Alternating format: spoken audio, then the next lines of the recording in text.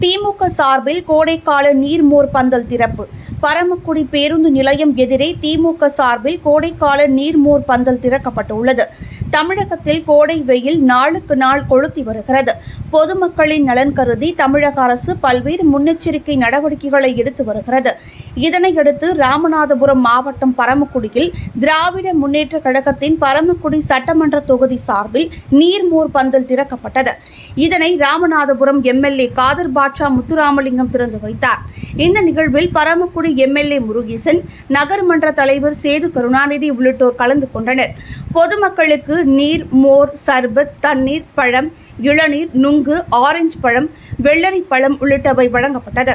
ஏராளமான மக்கள் ஆர்வத்துடன் வாங்கி சென்று வெயிலின் தாக்கத்தை தணித்துக் கொண்டனர்.